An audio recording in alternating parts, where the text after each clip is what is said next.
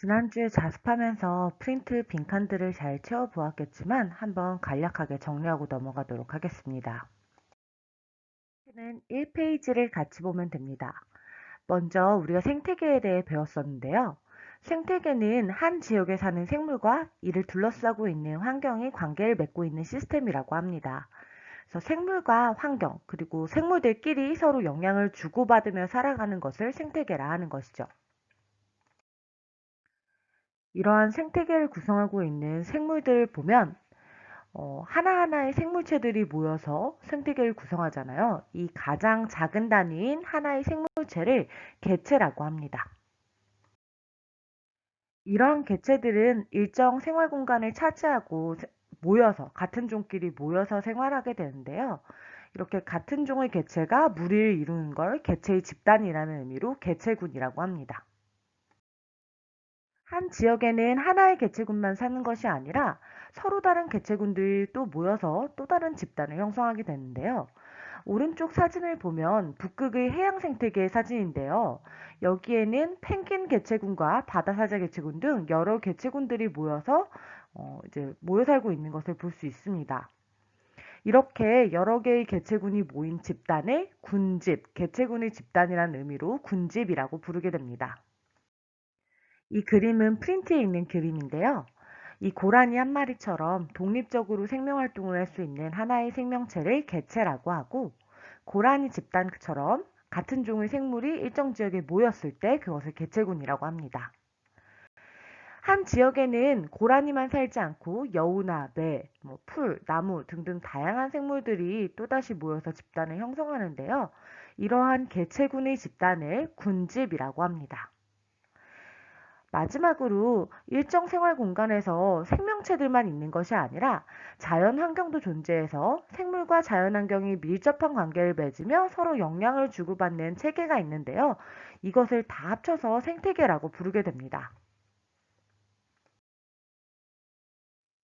이러한 생태계는 비생물적인 요인과 군집과 같은 생물적 요인으로 구성되어 있는데요. 비생물적 요인은 생물의 생활에 영향을 주는 외부 요인들을 이야기합니다. 대표적으로는 빛이라던가 온도, 공기, 물, 토양 등등 생물을 둘러싸고 있는 환경 요인들을 의미합니다. 이것들은 생물이 생활할 수 있는 터전을 제공하거나 생물이 호흡하거나 살아가는 데 필요한 물질을 제공하는 등 이제 생명 활동에 많은 영향을 미치게 되죠. 생물적 요인은 생태계에 존재하는 모든 생물을 의미하는데요. 영양분을 어떻게 얻는지에 따라서 광합성을 통해 양분을 직접 생산하는 생산자, 그리고 생산자가 만들어낸 양분을 소비하는 소비자, 그리고 사체나 배설물을 분해하는 분해자, 이렇게 나눌 수 있습니다. 먼저 생산자는 광합성을 통해 스스로 양분을 만드는 생물로 여러분들이 잘 알고 있는 식물이 여기에 속합니다.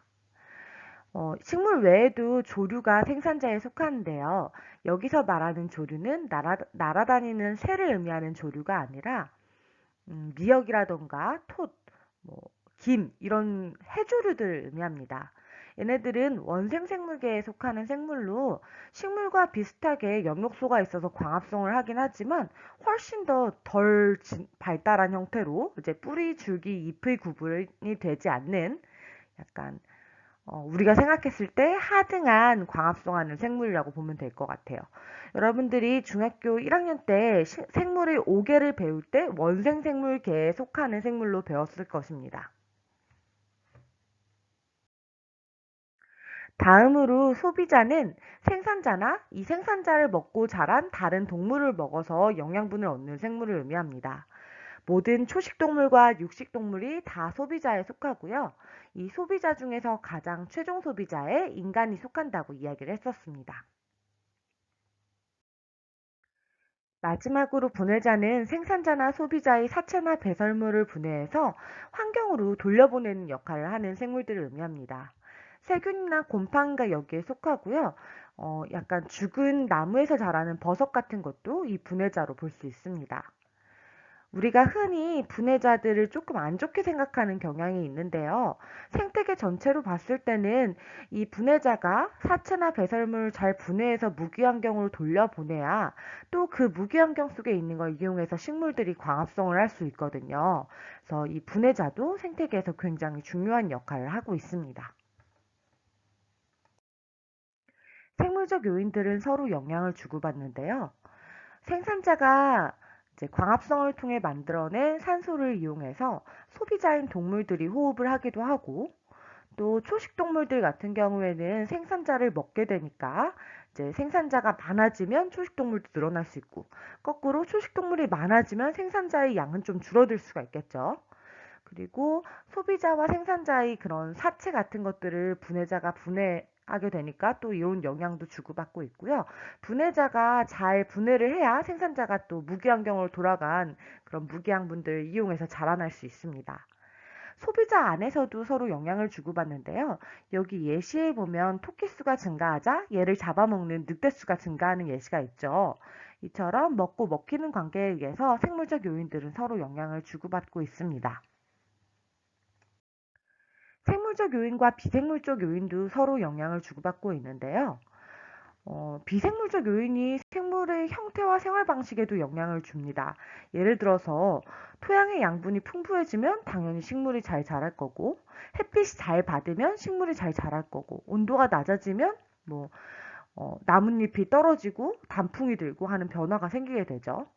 하지만 반대로 생물적 요인들도 비생물적 요인에게 영향을 줄 수도 있습니다. 낙엽이 쌓여서 분해되면 토양이 비옥해지는 것처럼 이런 비생물적 요인에게 영향을 주기도 하고요.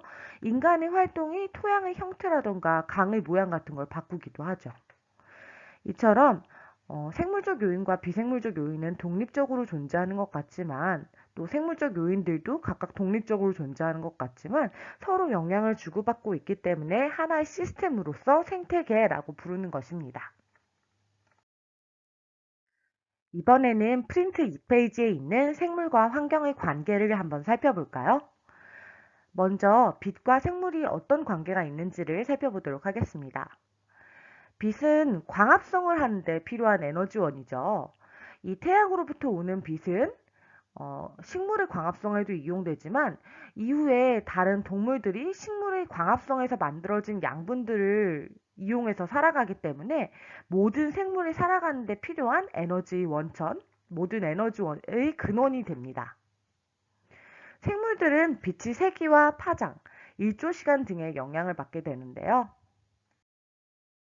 생물이 빛의 세기에 영향을 받는 대표적인 예로는 양지식물과 음지식물이 있는데요. 빛의 세기가 강한 곳에서 잘 사는 것이 양지식물이고, 그늘진 곳에서 잘 사는 것이 음지식물입니다. 숲을 바라봤을 때 이 숲의 아래쪽, 즉 지표면 쪽에서 위쪽, 하늘 쪽으로 갈수록 강한 빛에 적응한 식물이 잘 자라고요. 아무래도 아래쪽에는 큰 식물들이 자라서 그늘지기 때문에 이 그늘진 곳에서도 잘 자랄 수 있는 음지식물만 자라게 됩니다. 왼쪽 사진처럼 높이까지 자라는 식물은 양지식물이고, 오른쪽 사진처럼 양지식물이 자란 후 그 아래 그늘진 부분에서 자라는 것이 음지식물입니다. 빛의 파장에 따라 생물의 영향을 받는 대표적인 예가 바다 깊이에 따라 해조류 분포가 달라지는 것인데요. 빛의 파장에 따라 투과할 수 있는 바다의 깊이가 다르기 때문에 바다의 깊이에 따라 해조류 분포가 달라지게 되는 것이죠. 청색광이 가장 파장이 짧고 깊은 바다까지 도달 가능하기 때문에 이러한 청색광을 사용하는 홍조류가 가장 깊은 곳, 가장 이제 수심이 깊은 곳까지 분포할 수 있게 되고요. 어, 적색광이 가장 파장이 길기 때문에 얕은 깊이까지 통과를 못해요. 그래서 적색광을 이용하는 녹조류는 이제 해수면에 가장 가까운 부분에만 분포하게 됩니다. 동물의 생식주기나 식물의 개화 시기 등은 일조 시간의 영향을 받는데요. 이 일조 시간은 구름이나 안개 등에 가려지지 않고 햇빛이 실제로 내리쬐는 시간을 의미합니다. 간단하게 말해서 빛을 쬐는 시간이라고 생각하면 됩니다. 왼쪽 사진에 있는 붓꽃은 일조 시간이 길어지는 봄과 초여름에 꽃이 피는데요.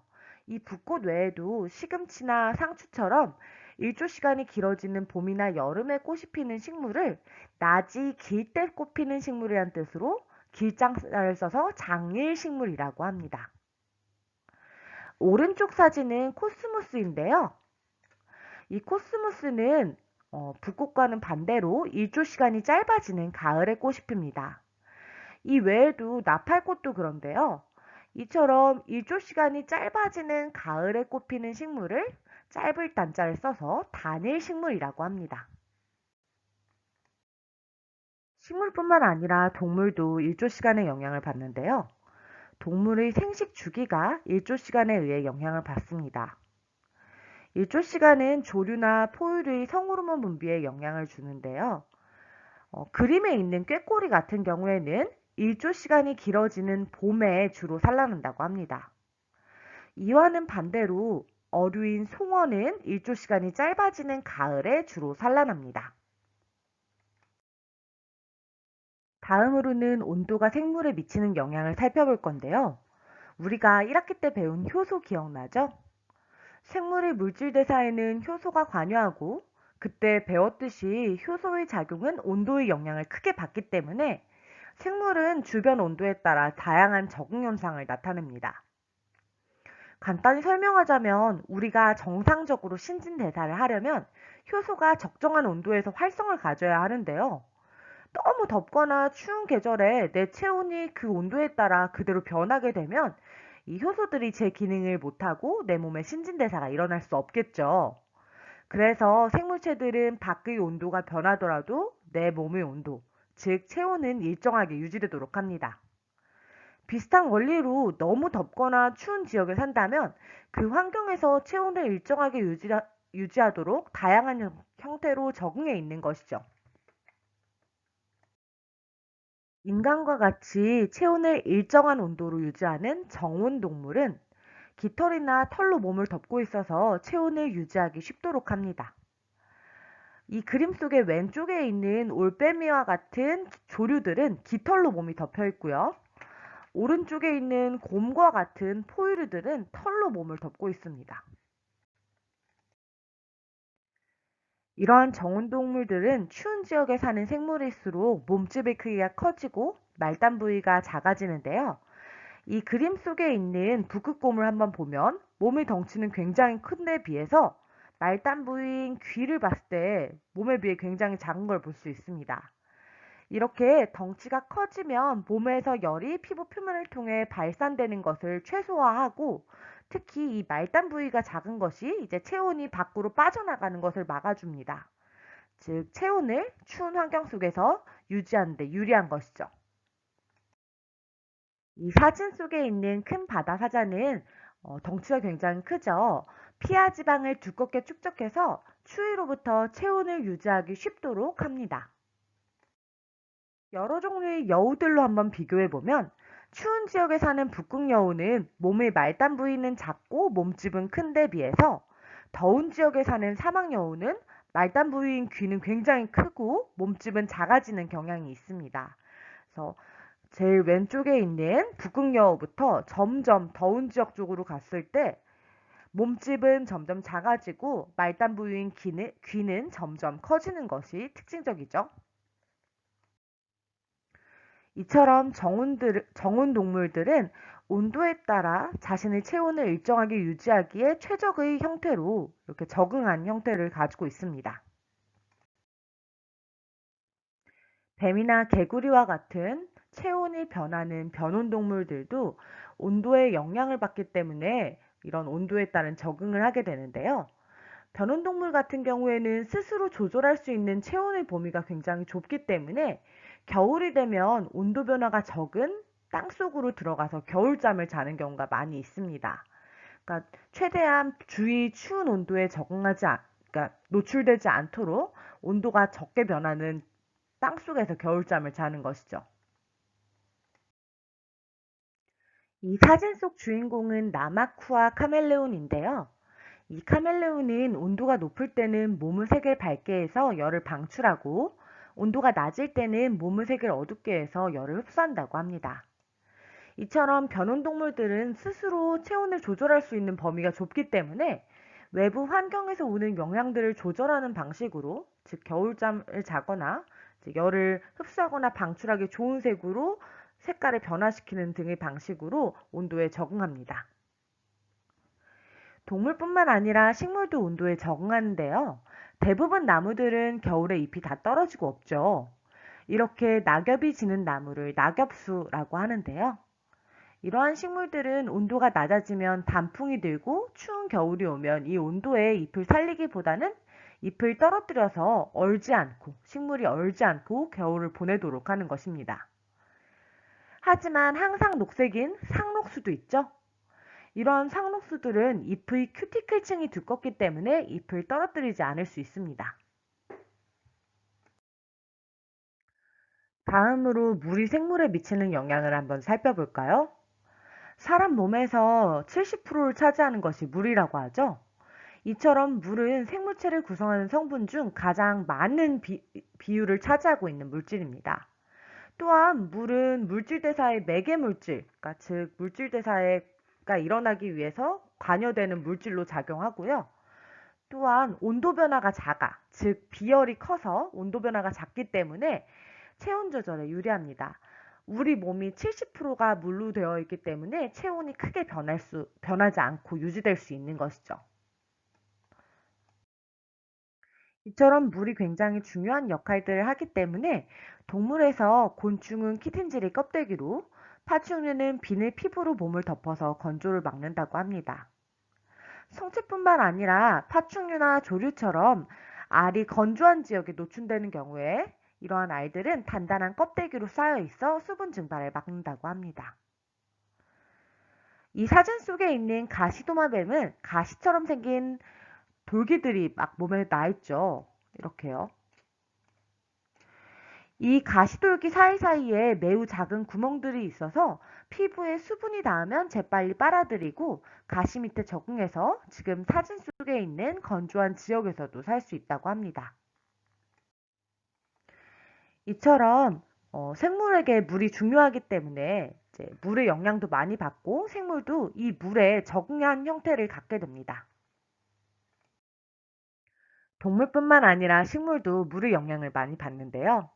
특히 동물은 물을 찾아 이동할 수 있지만 식물은 운동성이 없기 때문에 건조한 지역에 사는 식물의 경우에는 물이 없는 상황에 대비해서 형태가 변형되어 있는 경우가 많이 있습니다. 대표적으로 이 사진 속에 있는 사막에 사는 선인장을 볼 수 있는데요.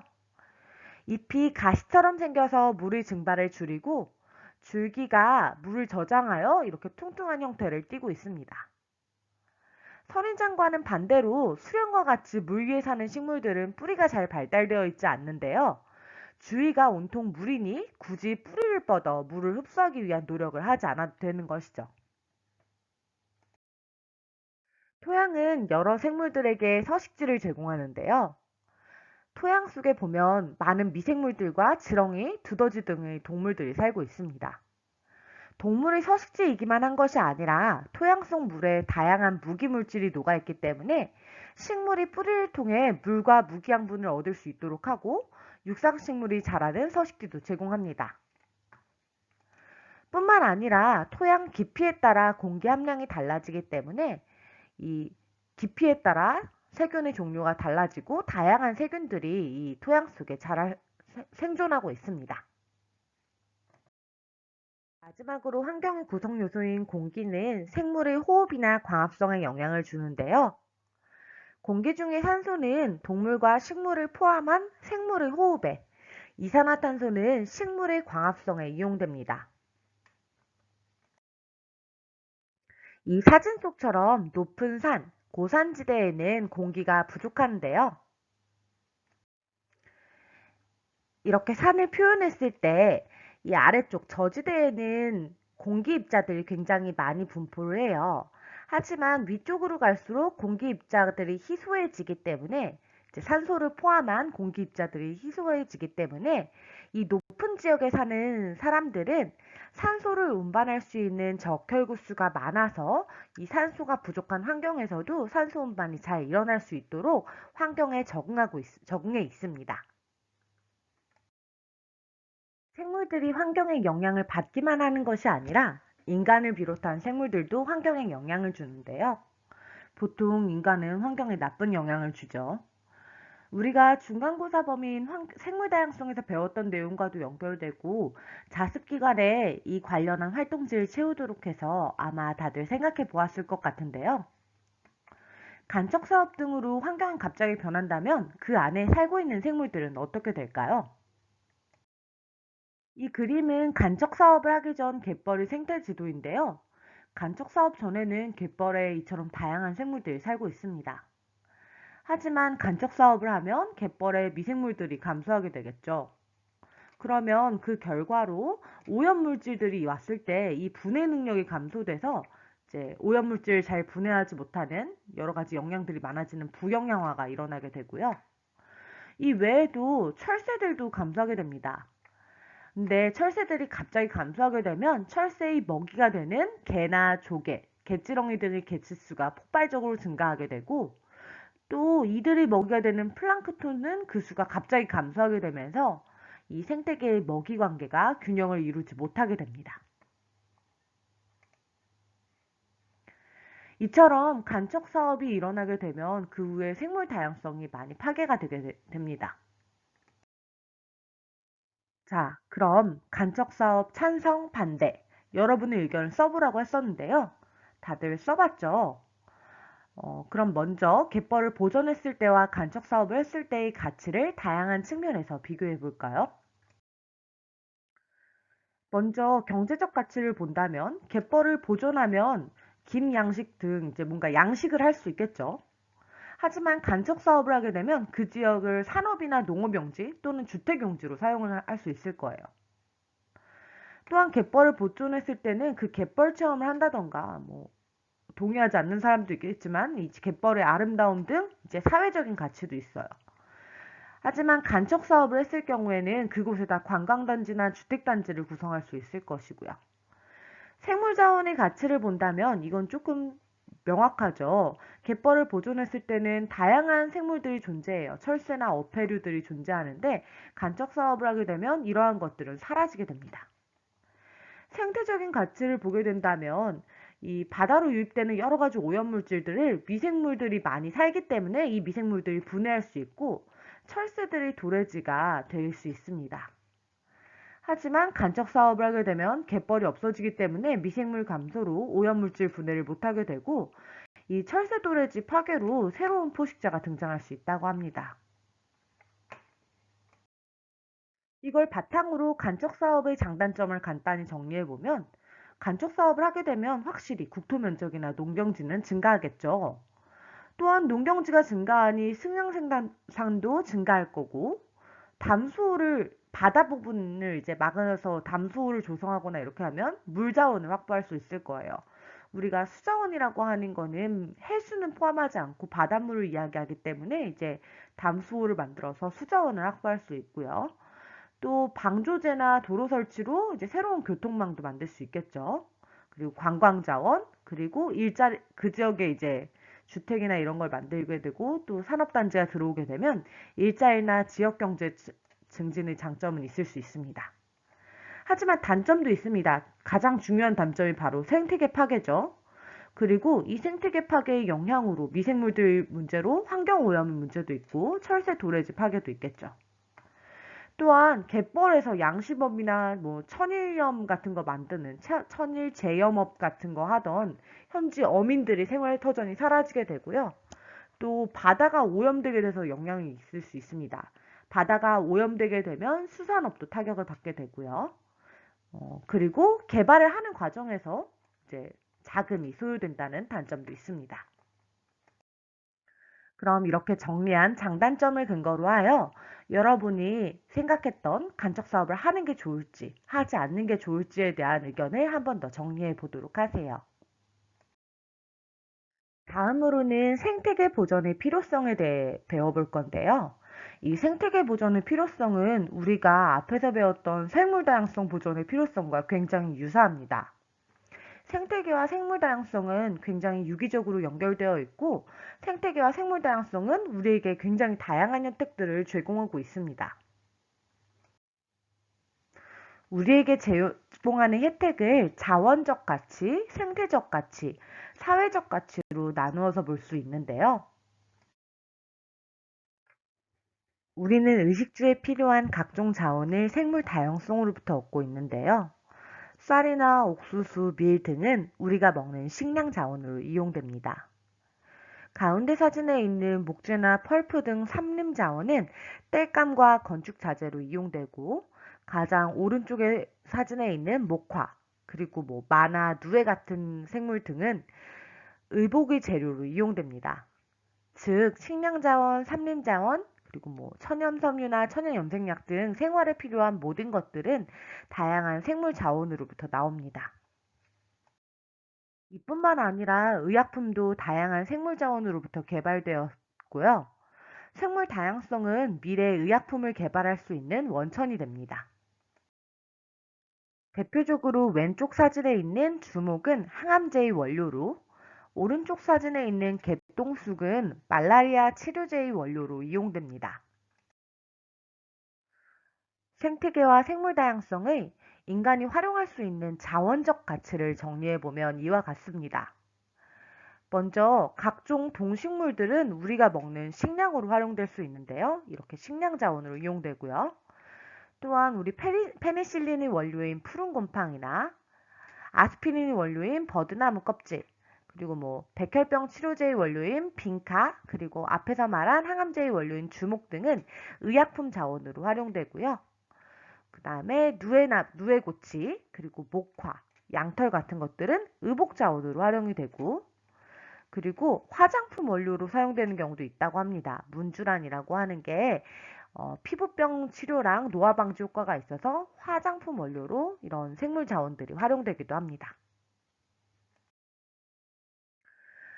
다음으로 생태계와 생물 다양성의 생태적 가치를 살펴볼까요? 생태계는 인간을 포함한 다양한 생물종의 서식지가 되는데요. 서식지만 제공하는 것이 아니라 생태계는 대기와 수질을 정화하고 가뭄과 홍수를 완화하는 기능을 합니다. 즉, 자연을 정화하고 우리 자연이 안정되게 유지할 수 있도록 기능을 하는 것이죠. 이러한 것을 생태적 가치라고 봅니다. 대표적으로 생태계가 자연 정화의 기능을 하는 생태적 가치를 가지고 있는 예가 해안의 갯벌인데요. 이 갯벌이 앞에서 배웠던 것처럼 다양한 미생물들이 있어서 각종 오염물질을 정화합니다. 또한 갯벌이 존재하기 때문에 해일이나 침식으로부터 해안을 보호할 수도 있다고 합니다. 이 사진 속에서 왼쪽에 있는 사진이 우리나라 연안습지 최초로 2006년에 물새 서식지로서 국제적 중요성에 대한 습지에 관한 협약, 람사르 협약을 말하는데, 이 협약에 등록되어서 전 세계적으로 그 가치를 인정받고 있는 순천만 갯벌입니다. 이러한 갯벌이 만일 이제 인간의 개발에 의해서 파괴되게 되면 오염물질을 정화하고 해안을 보호하는 이런 생태적 가치를 잃게 되는 것이죠. 다음으로 생태계와 생물 다양성이 사회적 가치도 가지는데요. 다른 말로 생태 문화적 가치라고 하기도 합니다. 잘 보존된 삼림은 휴식 공간을 제공하기도 하고요. 갯벌과 습지는 우리 갯벌 체험이나 이런 것처럼 체험학습의 장으로 이용되기도 합니다.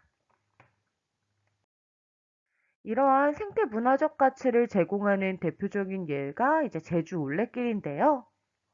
아름다운 자연 경관을 따라 걷기 좋은 길을 내서 많은 관광객에게 휴식 공간을 제공하고 있죠. 만일 이곳이 개발되어 버렸다면 이처럼 관광객들에게 휴식 공간을 제공할 수는 없었을 거예요. 지구의 다양한 생물들은 생태계의 구성원으로서 각각 생산자, 소비자, 분해자의 역할을 담당하고 있는데요. 또 생태계 내에서 이루어지는 물질 순환과 에너지 흐름에 관여를 하게 됩니다. 무엇 하나 기능을 하고 있지 않은 것이 없는 거죠. 선생님이 팔을 다치고 보니 내 오른손이 그동안 얼마나 많은 일을 했는지 알게 됐는데요. 그 전까지는 숨 쉬듯 자연스럽게 했던 것들, 예를 들어서 양치를 한다던가, 젓가락질을 한다던가, 글씨를 쓴다던가, 노트북을 든다던가 하는 등의 일들이 못하게 되고 나니, 잃고 나니 그 오른팔의 중요성을 뼈저리게 느끼게 되었습니다. 팔이야 회복하면 괜찮지만 우리가 누리고 있는 자연은 그렇지 않습니다. 한번 잃으면 영영 다시 못 돌아올 수도 있는 거죠. 따라서 생태계와 생물 다양성을 보존하는 것이 결국 우리 자신을 위한 일이므로 보전을 위해 노력해야 합니다. 여기까지 생태계의 구성 요소와 환경에 대한 수업을 마치겠습니다.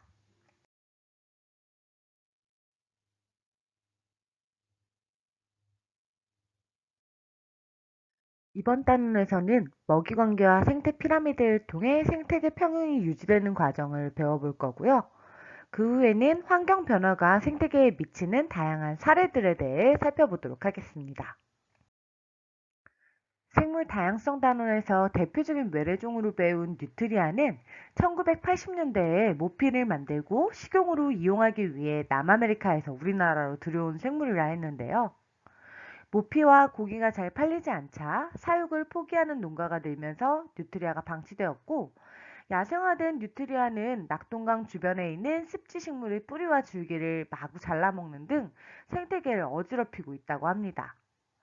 이 뉴트리아가 원래 서식하던 남아메리카의 생태계에서는 생태계의 정상적인 구성원이었는데 왜 우리나라에서 생태계 교란종이 되었을까요? 네, 여러분들이 잘 알고 있다시피 우리나라의 도입 후에는 천적이 없어서 생태계를 교란하는 외래종이 되었는데요. 우리가 앞단원에서 배운 많은 외래종들이 이런 뉴트리아처럼 생태계에 악영향을 미치고 있다고 합니다. 이와 관련한 영상을 하나 보도록 하겠습니다. 살아있는 자연사 박물관이라고 불리는 우포늪 생태계를 위협하는 존재들도 있다.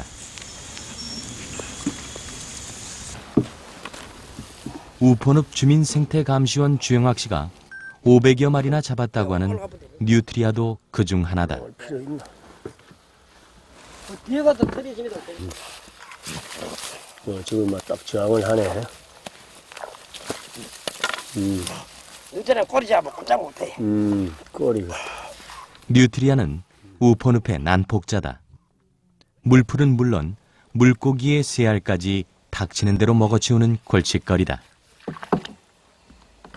이게 설치류 종류, 쥐 종류인데 본래 이게 털이라든지 이런 걸 이제 이용하려고 들어왔다가 아주 별 수익성이 없으니까 그냥 풀어버렸는데, 지금은 외래종 중에서 제일 많이 지금 위험한 외래종 중에 하나예요. 이 뉴트리아 자체가. 그래서 이게 지금 우포늪에는 많이 지금 그래도 줄은 편인데 다른 지금 늪에는 급속히 번져가지고 지금 거의 이 친구가 지금 수초라든지 이 생태계 변화를 굉장히 많이 지금 가져옵니다. 지금.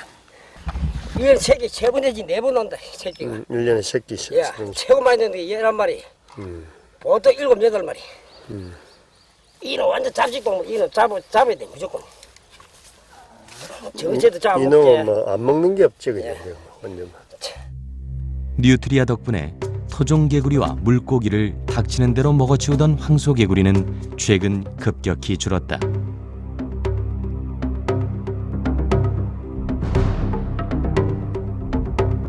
우포늪의 장대 나무배는 자연과 사람을 이어주는 연결고리다. 그런데 우포늪 어부들에게 블루길과 같은 외래종 물고기는 오래된 걱정거리다. 물 반 고기 반이라던 우포늪에서 갈수록 토종 물고기가 사라지고 있는 것. 큰잎 베스는 토종 물고기의 씨를 말리는 외래종 물고기의 대표주자. 자기 새끼까지 잡아먹을 정도로 먹성이 좋다. 거래 늪에서 토종물고기가 자생하는 게 네. 3분의 1도 안 됩니다. 아, 그럼 블루길 베스 블루길 나온 지는 한 20년 안 됐습니다. 한 10년 좀 10년에 조금 넘은 10년, 15년 그 사이 좀 됐죠. 10년 좀 넘었습니다. 그 전에는 없었어요. 그러면 생태 피라미드와 생태계 평형에서 먹이 사슬과 먹이 그물에 대해 배워보도록 하겠습니다. 프린트는 4페이지를 피면 됩니다. 먹이 사슬은 생산자, 1차 소비자, 2차 소비자, 3차 소비자, 최종 소비자까지 먹고 먹히는 관계를 나타낸 것인데요. 이게 단조롭게 지금 보이는 것처럼 사슬처럼 일렬로 연결되었을 때 먹이 사슬이라고 합니다. 생태계에서 한 종류의 생물은 대부분 여러 종류의 생물에게 잡아먹힐 수 있고, 한 종류의 생물은 또 여러 종류의 생물을 잡아먹을 수 있습니다. 따라서 먹이 사슬이 여러 개가 복잡하게 얽혀 그물처럼 나타나게 되는데요. 이것을 먹이 그물이라고 부릅니다. 만일 나무를 먹는 송충이가 있고 송충이는 참새에게 먹히고 참새는 독수리에게 먹히는 한 개의 길만 있었다면, 이 한 개의 먹고 먹히는 관계만 있었다면 먹이 사슬이겠죠. 하지만 실제적으로 생태계 속에서 송충이는 참새에게도 먹히지만 거미에게도 먹히고 도마뱀에게도 먹히고, 또 도마뱀은 송충이도 먹지만 지금 그림 속에 있는 지렁이도 먹고, 도마뱀은 참새에게도 잡아먹히지만 뱀에게도 잡아먹히는 등 이 먹이 사슬들이 복잡하게 얽혀 있습니다. 이걸 먹이 그물이라고 하는 것이고요. 마치 우리 낚시할 때 쓰는 그물과 같다라는 의미로 먹이 그물이라고 부르고요. 이 먹이 그물이 복잡할수록 생태계가 안정적으로 유지됩니다. 다음으로는 생태 피라미드에 대해 한번 알아볼까요? 생태 피라미드는 각 영양 단계의 개체수, 생물량, 에너지량을 하위 단계에서 상위 단계로 차례로 쌓아 올린 것을 의미합니다. 여기서 영양 단계라는 것은 한 생명체가 먹이 사슬에서 차지하는 위치를 뜻하는데요. 이 그림에 있는 생산자, 1차 소비자, 2차 소비자, 3차 소비자, 최종 소비자까지 이 각 단계를 영양 단계라고 합니다. 여기서 가장 처음에 생산해내는 햇빛으로 광합성을 통해 양분을 생산해내는 생산자가 하위 단계이고요. 먹고 먹히는 관계에 따라서 가장 윗 최종 소비자까지 갈수록 상위 단계로 올라간다고 이야기를 합니다. 이때 이 생태 피라미드는 상위 단계로 갈수록 줄어드는 피라미드 모양을 나타내기 때문에 생태계의 피라미드다라고 해서 생태 피라미드라고 부르는 거고요. 에너지 양은 각 영양 단계에서 살아가는 데 필요한 에너지로 소비되거나 열 에너지로 방출되고 남은 에너지가 다음 단계로 전해지기 때문에 상위 단계로 갈수록 감소하게 됩니다. 개체수와 생물량도 상위 단계로 갈수록 감소하는데요. 이것은 한 마리의 초식동물이 자라나기 위해서 풀이나 나무가 한 그루가 필요한 게 아니라 훨씬 많은 양이 필요한 걸 생각해 보면 이해하기 쉬울 것 같습니다. 상위 단계로 갈수록 하위 단계에 있는 개체들을 이제 영양을 공급하기 위해서 더 많은 양을 먹기 때문에 이제 상위 단계로 갈수록 개체수나 생물량이 감소하게 됩니다. 그러면 사람이 옥수수를 직접 먹는 것과 같은 양의 옥수수로 소를 키워 그 소를 먹는 것 중 어떤 것이 더 많은 양의 에너지를 이용할 수 있을까요? 네, 간단하겠죠. 옥수수를 직접 먹는 경우는 옥수수가 가진 전체 에너지가 사람에게 전달되지만, 옥수수로 소를 키워 소를 먹는 경우는 소를 거치면서 에너지 손실이 발생하기 때문에 결국 옥수수의 일부 에너지만 사람에게 전달되게 됩니다. 따라서 사람이 옥수수를 직접 먹는 것이 더 많은 에너지를 이용할 수 있게 되는 것이죠. 이렇게 단계가 한 단계씩 올라갈 때마다 에너지 손실이 발생하기 때문에 에너지량 피라미드가 피라미드 형태를 띠게 되는 것입니다. 또한 손실된 에너지만큼 더 많은 양을 먹어야 하니 아래 단계의 개체수, 생물량이 많아야 생태계가 안정적으로 유지되겠죠. 이 때문에 안정적인 생태계는 생물량과 개체수도 상위 단계로 갈수록 줄어드는 피라미드 형태를 띱니다. 이 생태 피라미드가 안정된 형태를 이루고 있을 때 우리가 생태계가 평형을 이뤘다라고 하는데요. 생태계 평형은 생물 군집의 종류, 개체수, 물질의 양, 에너지 흐름이 안정된 상태를 유지하는 것을 의미합니다. 일반적으로 오랜 세월에 걸쳐 형성된 자연 생태계는 생태계 평형을 이루고 있고 일시적으로 변동이 생기더라도 다시 회복되어 평형이 유지되려는 경향이 있습니다. 생태계 평형 상태에서는 각 영양 단계에 따라 물질이 안정적으로 순환하고 에너지는 원활하게 이동하는데요. 물질은 사라지지 않고 예를 들어서 식물이 광합성을 하면서 이제 유기양분을 만드는 거는 공기 중에 있는 이산화탄소와 뭐 물에 있는 걸 원자들을 쓰잖아요. 그게 동물들을 거쳐서 최종적으로 사체나 배설물을 통해서 분해자가 분해해서 다시 환경으로 돌려보내고 그거를 다시 식물이 이용하는 형태로 물질은 순환을 하고요. 에너지의 경우는 햇빛에서 와서 이제 쭉 흘러가지고 결국은 열에너지 형태로 방출되어서 흘러서 이동만 하게 됩니다. 그래서 물질은 순환하고 에너지는 이동한다는 걸 기억하면 좋을 것 같습니다. 그럼 생태계 평형은 어떻게 유지될까요?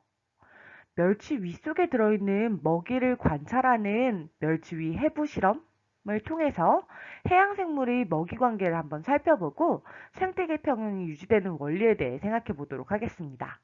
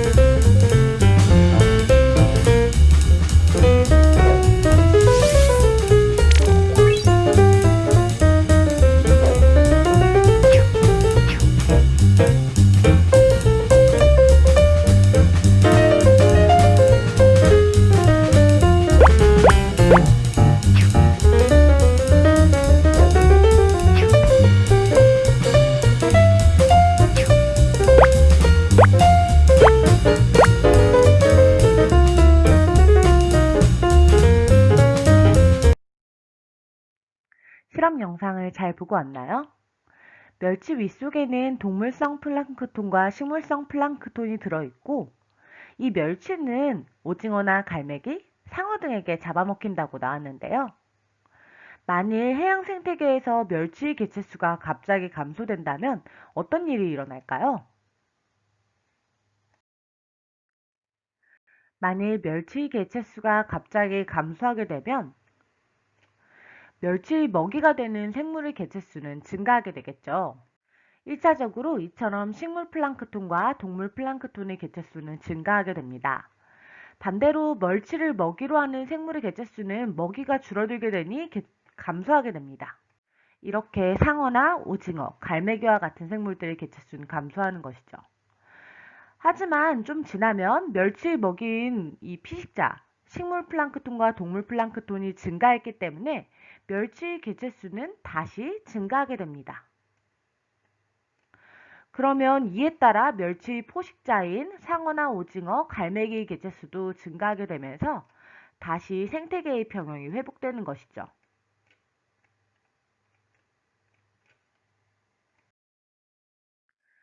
이러한 생태계 평형에 영향을 주는 요인은 앞서서 말한 먹고 먹히는 관계인 먹이사슬 뿐만 아니라 환경 요인, 물질 순환 등 다양한 것들이 영향을 줍니다. 생태계 평형은 홍수나 산사태 등 자연재해로 인한 서식지 파괴에 의해서 깨지기도 하지만 무분별한 벌목이나 경작지 개발, 수질오염 등 인간 활동에 의해서 평형 상태가 깨지기도 합니다. 생태계 평형이 유지되기 위해서는 자연에 의한 것이든 인간에 의한 것이든 뭔가 급격한 환경 변화가 없어야 하고요. 또한 먹이 그물이 복잡하고 생물종의 수가 많아야 생태계의 평형이 안정적으로 유지됩니다. 그 이유는 생물 다양성에서 배운 내용이니 다들 알겠죠? 먹이 그물이 복잡한 생태계에서는 어떤 생물종이 사라져 먹이 사슬이 끊어지더라도 대체할 수 있는 다른 먹이 사슬이 있기 때문에 생태계 전체로 봤을 때 큰 영향을 받지 않죠. 하지만 만약 먹이 그물이 단순하다면 한 생물종이 사라지면 대체할 수 있는 생물이 없거나 적기 때문에 생태계 평형이 쉽게 깨집니다. 즉, 먹이 그물이 단순한 생태계는 안정성이 떨어지고 먹이 그물이 복잡한 생태계가 안정적인 것이죠. 마지막으로 생태계 평형이 안정적으로 유지되려면 물질 순환이 안정적이고 에너지 흐름이 원활해야 합니다. 우리가 앞서서 생산자, 소비자, 분해자 각각이 다 중요한 역할들을 하고 있다고 했는데요. 생산자의 물질이 이제 1차 소비자에게 이동되고 얘가 이제 2차 소비자나 3차 소비자로 된 후에 거기서 끝나면 안 되죠. 얘네들이 사체가 됐을 때 그것이 분해자에 의해 분해되고 다시 토양으로 이동해서 이후에 여러 가지 과정을 거쳐 다시 식물에게까지 이동되어야지 이 생태계가 안정적으로 유지될 수 있는 것이죠. 만약 분해자가 없어서 사체가 분해되지 않고 쌓인다면 환경 오염도 되지만 다시 식물에게 공급될 물질이 없기 때문에 생태계가 안정적으로 유지될 수 없습니다. 여기까지 생태계 평형이 유지되는 조건에 대해 배워보았는데요. 생태계 평형은 어떻게 유지되는 것일까요? 마지막으로 생태계 평형이 유지되는 과정을 여러분들이 생태계 하면 가장 먼저 생각하는 그림 중 하나인 생태 피라미드를 통해 살펴보도록 하겠습니다. 안정된 생태계는 일시적으로 환경이 변해 먹이 사슬이 어느 단계에 일시적인 변동이 생기더라도 시간이 지나면 다시 평형을 이루게 되는데요. 만일 안정된 생태계에서 어떤 환경적 변화 등의 요인에 의해 1차 소비자가 일시적으로 증가하면 어떤 일이 벌어질까요? 먼저 1차 소비자의 먹이인 생산자는 늘어난 1차 소비자들이 많이 먹어치우기 때문에 감소하게 되고 이 1차 소비자를 먹이로 하는 2차 소비자는 먹이가 늘어난 것이다 보니 증가합니다. 이렇게 생산자가 감소하고 2차 소비자가 증가하면 여기서 끝나는 것이 아니라 생산자가 감소했기 때문에 먹이가 부족해진 1차 소비자가 다시 감소하고 이에 따라 2차 소비자도 감소하므로 생태계는 원래 상태를 회복하게 되는 것이죠.